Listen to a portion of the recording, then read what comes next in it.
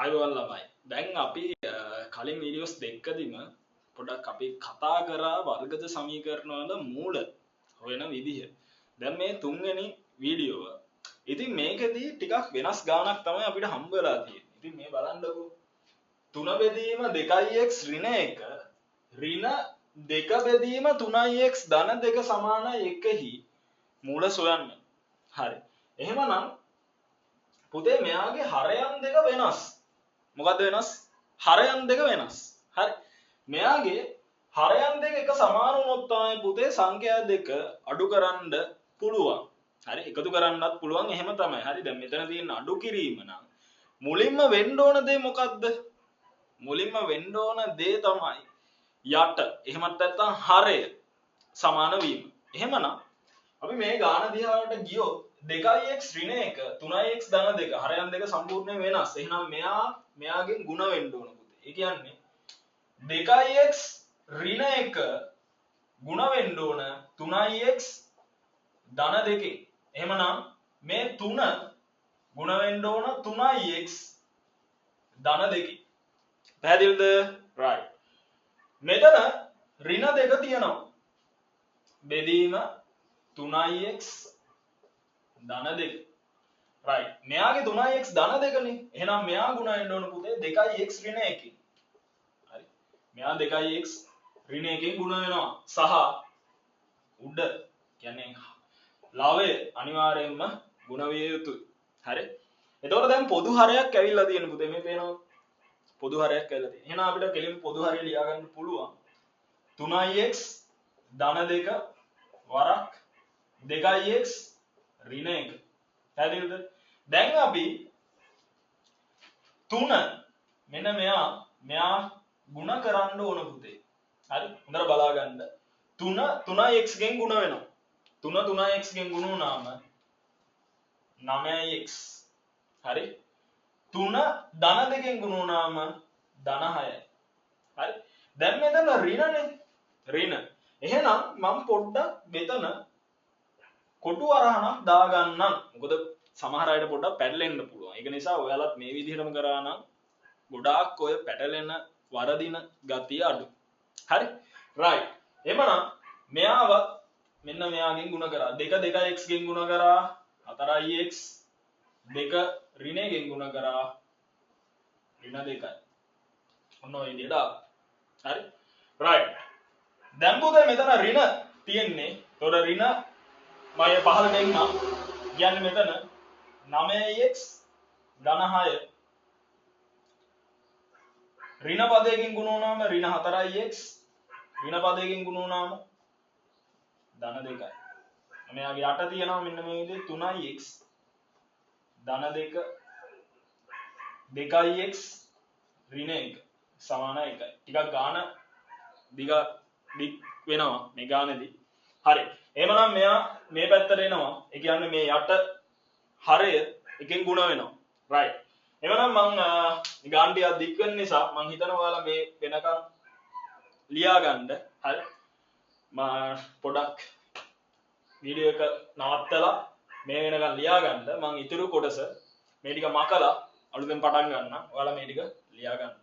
ළමයි දැන් මේ මම චුට්ටක් වීඩියෝ එක නවත්තලා පොඩ්ඩක් මේ ටික කොටස අයින් කරලා ඔයාලා වීඩියෝ එක පොඩ්ඩක් කෙටි වෙන්න සහ ඔයාලා කාලේ නාස්ති නොවන විදිහට මම පොඩ්ඩක් ඒ ටික මකලා දැන් ඔයාලට වැඩේ කියලා දෙනවා. හරි? දැන් මෙතන 3x ධන 2 2x ඍණ 1 මේ පැත්තට යවනවා. ඒ කියන්නේ එකෙන් ಗುಣ වෙනවා. ඒ කියන්නේ මෙන්න මේ විදිහට අවිල්ලා ඉති. right? හරි. මේ වෙනකම්ම දාගන්නකො නෝට් එක සම්පූර්ණ කරගන්න වැඩේ. right. හරි ළමයි. දැන් හොඳට බලන්න. දැන් අපි මෙයා මේ පැත්තට ගෙනිච්චට පස්සේ මෙතන 9x ධන 6 ඍණ 4x ධන 2යි. එහෙමනම් මෙතනදී 9x සහ ඍණ 4x සලකද්දී 9x ගෙන් ඍණ 4x යනවා. ඒ කියන්නේ 9න් 4ක් අඩු කරන්න පුතේ. ඒතර කීයක්ද ඉතුරු වෙන්නේ? 5x. right. මෙතන 5x එනවා. මෙතන ධන 6යි ධන 2යි. ඒ කියන්නේ මෙතනට එනවා ධන 8ක්. සමානයි 3x ගුණ වෙනවා මෙයාගෙන්. හරි? 3x මෙයාගෙන් ගුණ වෙන ගමන් මෙයාගෙනුත් ගුණ වෙනවා. පැහැදිලිද? ඔයාලා සාමාන්‍යයෙන් මේ දැනට ඉගෙන ගන්න නිසා මෙන්න මේ විදිහට කරන්න. පස්සේ උම හිතලා දාන්න අවශ්‍ය නැහැ. ඔයාලට මනෝමයෙන් ගන්න පුළුවන්. හරි? දැනට කරන්න. හරි. එතකොට 3x 2x ගෙන් ගුණ වුණාම පුතේ x එක්ක ගුණ වෙනවාම x වර්ගයක් එනවා. 3 2ෙන් ගුණ වුණාම 6යි x වර්ගයක් එනවා. පැහැදිලිද? right. 3x ඍණ 1කින් ගුණ වුණාම ඍණ 3x බවට පත් වෙනවා. මෙතන right. දැන් මෙයා හරි. හරිනේ? මෙයා ඉවරයි. දැන් මෙතන ඉන්නවා මේ ධන 2. ඔන්න ඔහොම ගුණ වෙනවා. ධන 2 2x ගෙන් ගුණ වුණාම ධන 4x. ධන 2 ඍණ 1කින් ගුණ වුණාම ඍණ 2යි. පැහැදිලිද? right. මම හිතනවා වැඩේ ගොඩ කියලා. එතකොට මෙතන අපි ගත්තොත් 5x ධන 8. මෙතනදී මම මෙයාව සුළු කරනවා. හොඳේ. 6x වර්ගය ඍණ 3x ධන 4x. එතකොට මෙතනට එනවා ධන x. ඒ කියන්නේ ඍණ 3x ගෙන් ධන 4x යනවනේ පුතේ. අඩු වෙනවනේ. එතකොට මෙතනට එන ධන x. එතකොට මෙතන ඍණ 2යි. right. දැන් මේ සෙට් එක එහා පැත්තට දානවා. එතකොට මෙයා ඔක්කොම අයින් කරා මේ පැත්තේ බිඳුවයිනේ පුතේ. ඉතුරු වෙන්නේ බිඳුවයි. එහෙමනම් මෙතන බිඳුව සමානයි 6x වර්ගය ධන x ඍණ 2. මෙයා එහා පැත්තට ගියාම පුතේ ඍණ 5x. ධන 8 එහා පැත්තට ගියාම ඍණ 8යි. මම හිතනවා වැඩේ තේරුණා කියලා. හරි? right. දැන් පොඩි වැඩක් වෙන්නේ 6x වර්ගය එයා කාටවත් පුතේ එකතු වෙන්නේ නැහැ. එයා ඒ විදිහටම ඉන්නවා. මොකද එකතු වෙන්න පදයක් නැහැ. එතකොට මෙතන ධන x ඍණ 5x එක්ක ගියාම ඍණ 4x බඩපත් වෙනවා. ඍණ 2 ඍණ 8ත් එක්ක ගියාම ඍණ 10යි. හරි. දැන් මෙයාව පොදු සංඛ්‍යාවකින් බෙදලා දාන්න ඕන. ඒ කියන්නේ ඔයාලට පේනවා මෙයා දෙකෙන් බෙදන්න පුළුවන් නේ. දෙකෙන් බෙදමු. හරි. මම මේ විදිහට ලියන්නම්. මොකද ඔයාලට හිතෙන් උනත් ගන්න පුළුවන් මෙයාව. right. එතකොට බිඳුව මෙයා දෙකෙන් බෙදුනොත් 3x වර්ගය. මෙතන ඍණ 2x. මෙතන ඍණ 5. හරි? ඍණ 5. right. හරි. දැන් මෙයා සාමාන්‍ය ප්‍රකාශනයක් විදියට සාධක වල කඩන්න ඕන පුතේ. right. ඔයාලා මම හිතනවා මෙතනට වෙනකන් ලියා ගන්න. හරි? මම මේ ටික උඩට අරගෙන පැහැදිලි කරලා මේක මූල ටික ගන්නම්. හරි. මම හිතනවා ඔයාලා මේ ටික පොඩ්ඩක් වීඩියෝ එක නවත්තලා ලියාගෙන යන්න. හරි. හරි. දැන් මේ අර කොටස මම උඩට ගත්තා. මොකද නැත්තම් පැහැදිලි වෙන්නේ නැහැ පුතේ. හරි? මම හිතනවා ඔයාලා නෝට් එක ලස්සනට දාගෙන ඇති. පොඩ්ඩක් ගානක් දිග ඇතිනේ. හරි. මම හිතනවා හැබැයි හැම කොටසක්ම ඔයාලා උළුවට දාගන්න. වැඩේ එතකොට ගොඩ. හරි? ඔය විදිහට අපි තව ඉස්සරහටත් වැඩ ටික කරගෙන යමු. එතකොට අනිවාර්යෙන් මැත්ස් වලට ඒකත් දාගන්න එක ආයි ඉතින් අනිවාර්යෙන් එනවා ඒක. හරි? අපි ප්‍රශ්න පත්‍ර සාකච්ඡා කරනවා. ඔය විදිහට අපි කරගෙන යමු. right.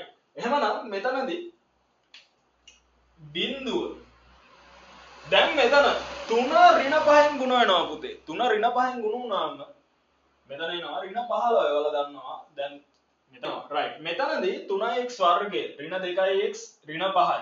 මෙතන අපි දැන් ඍණ 15 හදන්නත් ඕන පුතේ. තව කවුද හැදෙන්න ඕන?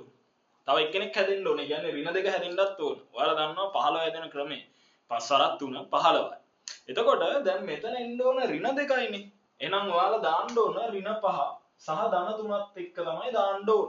එහෙම නැති වුණොත් ඒ උත්තරේ වැරදි. මොකද ඍණ 5 ධන 3ත් එක්ක අපි මේ දෙන්න සැලකුවාට පස්සේ තමයි ඍණ 2ක් එන්නේ. පැහැදිලිද? right. එහෙමනම් 3x වර්ගය මෙතනින් එනවා ඍණ 5x ධන 3x ඍණ 5. ඔන්න ආවා. හරි? මම මේ කොටසත් වෙන් කරන්නම්. ඔයාලා නැත්තම් පටලව ගන්නි. හරි? මම හිතනවා පැටලෙන්නේ නැහැ දැන්. වැඩේ ගාන්ට යනවා කියලා. right. දැන් මෙයාගෙන් බිඳුව සමානයි. කවුද පොදු පුතේ? මෙතනින් ගත්තොත් මේ කොටස සැලකුවොත් තව ක්‍රමයක් තියෙනවා. ඒ ක්‍රමය තමයි ඔයාලා දැන් මේ ඍණ 5x මේ පැත්තට දාලා ධන 3x මේ පැත්තට අරගෙන පොදු සංඛ්‍යාව අරගෙන කරන්න පුළුවන් වැඩේ. හරිද? මම සාමාන්‍යයෙන් දැන් මෙහෙම ආවත් කරගන්න පුළුවන් විදිහට කියලා දෙන්න. හරි? එතකොට මෙතන x කියන එක්කෙනා එළියට ගන්න පුළුවන්. මෙතන මේ x කියන එක්කෙනා එළියට ගන්න පුළුවන්. x එළියට ආවට පස්සේ 3x ඍණ 5යි. ඇයි? මෙයා x වර්ගයක්නේ. එතකොට එක x කෙනෙක් තමයි එන්නේ. පැහැදිලිද? x කෙනෙක් තමයි එන්නේ. එතකොට මෙතන එනවා 3x ඍණ 5. දැන් මෙතනින් කවුද ගන්න එළියට? ඔන්න ප්‍රශ්නේ. දැන් මෙතනින් ගන්නවා ධන එකක් නේ. හරි. ධන එකක්. දැන් මම කලින් වීඩියෝ එකේ කිව්වේ දැන් මෙයාම හැදෙන්න ඕන. වෙන එක්කෙනෙක් හැදුනොත් බෑ වැඩේ කරන්න. හරි. එයාම හැදෙන්න ඕන. ඒක නිසා 3x ඍණ 5යි. මෙයා එක සාධකයක්. 3x ඍණ 5 මෙයා එක සාධකයක්.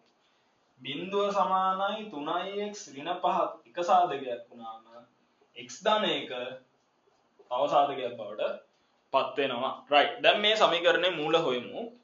3x ඍණ 5 සමානයි බිඳුව හෝ x ධන එක සමානයි බිඳුව. එතකොට ඍණ 5 එහා පැත්තට ගියාම 3x සමානයි 5. එතකොට දෙපැත්තම 3ෙන් බෙදලා දාන්න පුළුවන්. x සමානයි 3ෙන් 5. හරි. මෙතනදී මෙයා මම එහා පැත්තට ගන්නම් මේ විදිහට හෝ දාලා අපි යම්. එතකොට x ධන එක එහා පැත්තට ගියාම ඍණ 1යි. right. ඔන්න මෙයාගේ මූල. හරි. මෙයා ඕනනම් අපිට මෙහෙම ලියන්න පුළුවන් x. දැන් මෙයා විෂම සංඛ්‍යාවක් නේ. එයා මිශ්‍ර කරලාම ලියන්නකො. ඒක ඉවරයි. එතකොට මෙයා 3යි. එතකොට 3 වරක් 1යි. මෙතන ඉතුරු 2යි. ඔන්න මිශ්‍ර සංඛ්‍යාවක් වශයෙන් ලියුවා.